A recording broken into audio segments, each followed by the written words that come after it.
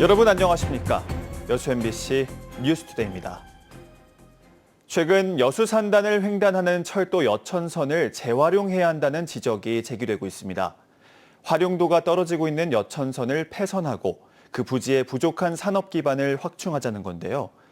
여수 산단의 위기 극복을 위해서는 철로를 걷어내는 대개조가 필요하다는 건데 여천선을 이용하는 기업의 반발도 만만치 않습니다. 최황지 기자입니다.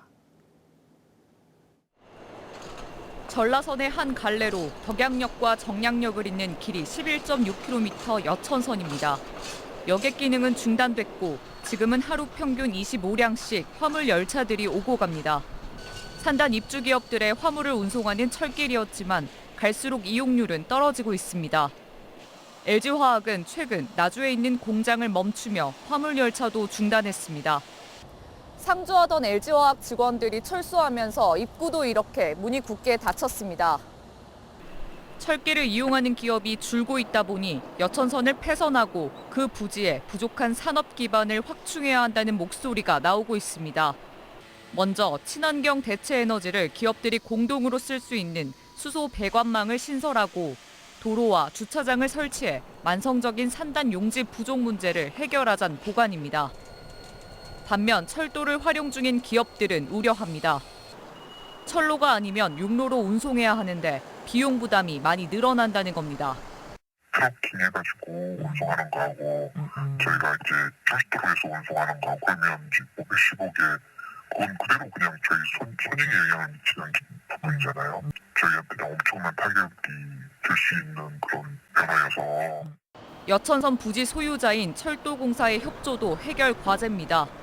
철도공사 측은 해당 노선이 여전히 화물선로로 쓰이고 있다는 점, 역에 상주하는 직원이 있는 점 등을 이유로 난색을 보이고 있습니다. 이런 가운데 여수 상공회의소는 여천역 재활용에 대한 용역에 들어갔습니다.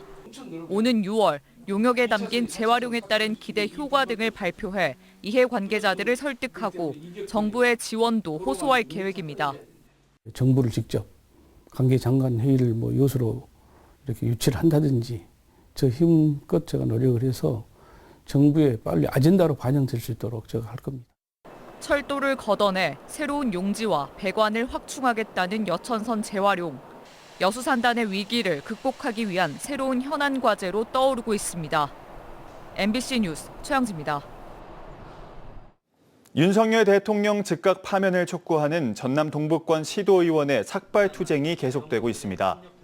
김미연 순천시 의원은 어제 순천시청 앞에서 삭발식을 열고 윤 대통령 파면이 조속히 이뤄져야 대한민국의 미래가 있다며 행동하고 투쟁하겠다고 밝혔습니다. 광양에서는 중마동 거리에서 강정일 전남도 의원과 조현옥, 김보라 시의원 등 4명이 자신들의 머리를 깎고 헌법재판소의 탄핵 인용을 촉구했습니다.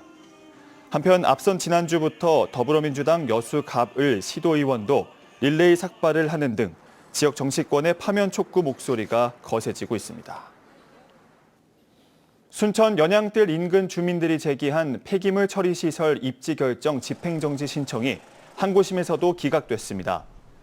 광주고등법원은 폐기물 처리 시설 입지 결정 및 고시와 관련해 쓰레기 소각장 반대 범시민연대가 제기한 행정처분 집행정지 신청을 기각했습니다.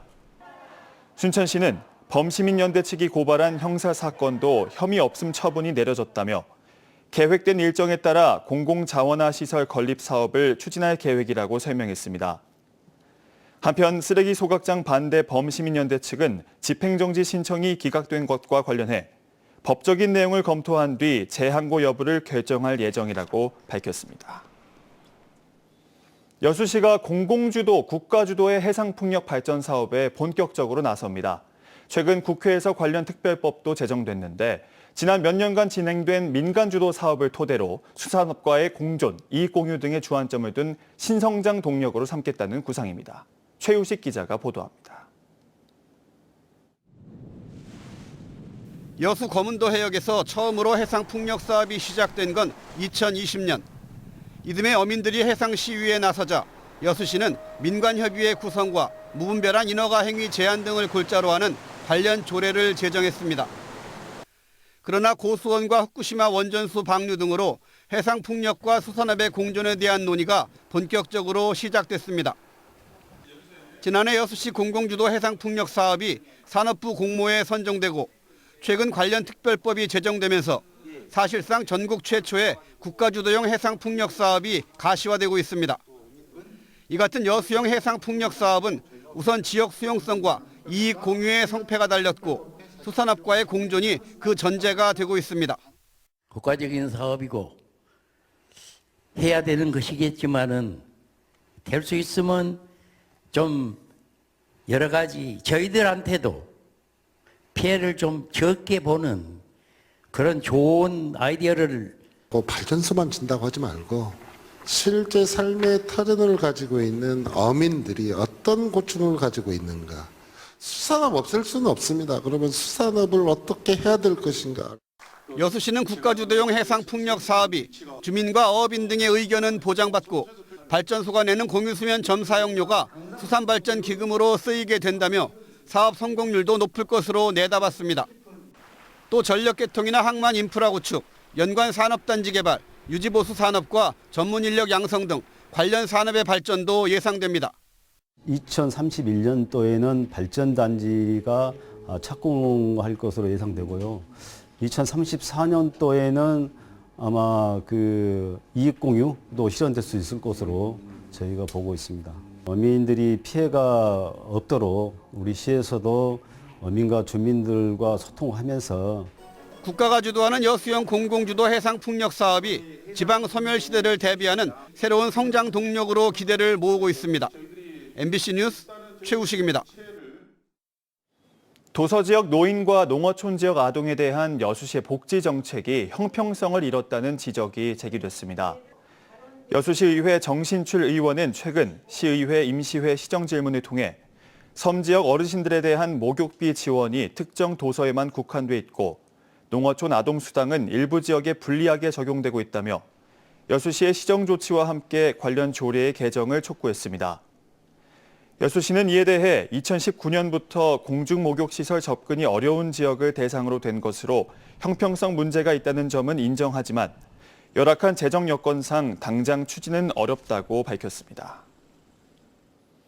광양시 의회의 시정질문과 답변이 본래 취지를 살리지 못하고 있다는 지적이 제기됐습니다.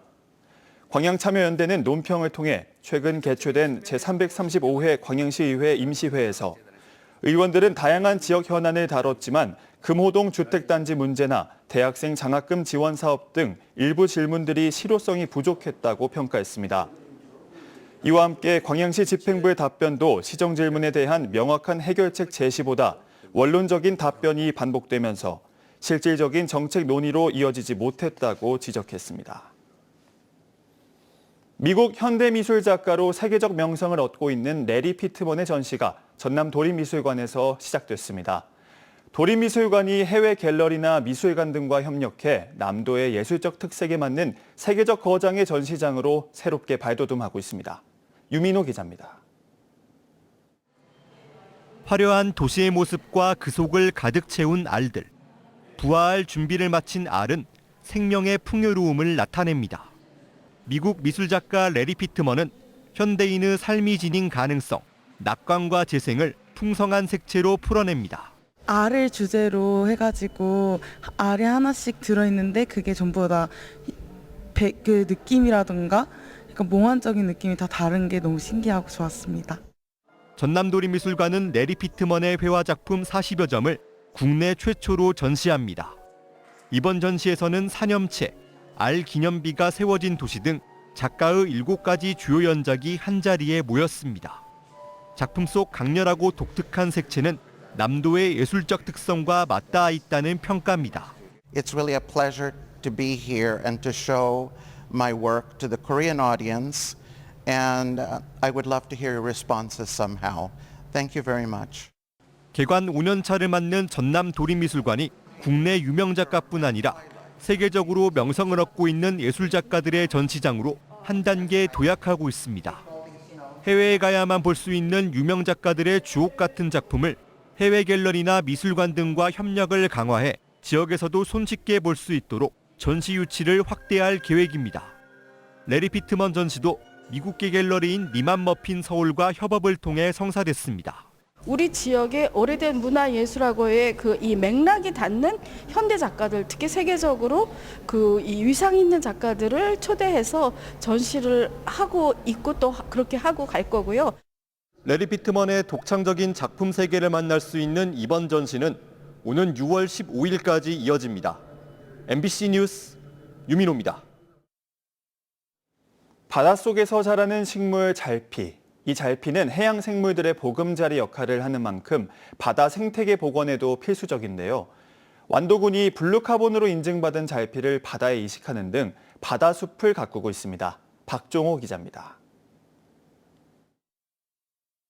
IPCC, 기후변화에 관한 정부 간 협의체가 블루카본으로 인정한 잘피.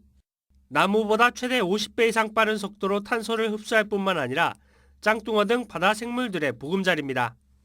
하지만 이상기후로 인한 고수온 등으로 완도 해역에서는 최근 5년 사이 잘피가 18.7% 감소했습니다. 이렇게 낚시를 해가지고 가면 보통 한 100마리 정도는 거뜬히 잡고 올라왔거든요. 그런데 요즘은 잘피가 없어가지고 고기도 그럴 뿐더러 이 생태 환경이 굉장히 바뀌어가지고 거의 안 잡힙니다. 완도군이 해양 생태계 보존과 복원을 위해 잘피 이식을 시작한 건 지난 2023년. 청산도에 6만 주의 잘피를 이식한 결과 생존율이 61.8%로 나타났습니다. 이식한 잘피의 일반 생존율이 최대 10%인 걸 감안하면 6배 이상 높은 겁니다. 살아남은 잘피가 다시 해양 생물들의 보금자리 역할을 해주길 기대하며 완도군은 올해도 장자리바다 3헥타르에 15만 주의 잘피를 이식했습니다. 중요한 자원임에도 선착장 등에서는 어선에 걸려 피해를 주는 등 어민들의 애물단지가 되기도 하는 만큼 채취에 적절한 해역으로 이식 작업을 하는 겁니다. 전국의 40%가 지금 분포를 하고 있는 것으로 조사가 되고 있거든요. 그래서 이런 부분을 더 확장해 나가서 그 바다도 정화시키고 또 탄소 흡수로서 지구도 정화시키는 그런 역할을 해 나가는데 주력을 하고 있습니다. 완도군은 탄소 중립과 해양 생태계 복원을 위해 한국전력 등 기업들과 함께 잘피 이식을 통한 바다숲 가꾸기를 지속 추진할 계획입니다. MBC 뉴스 박종호입니다.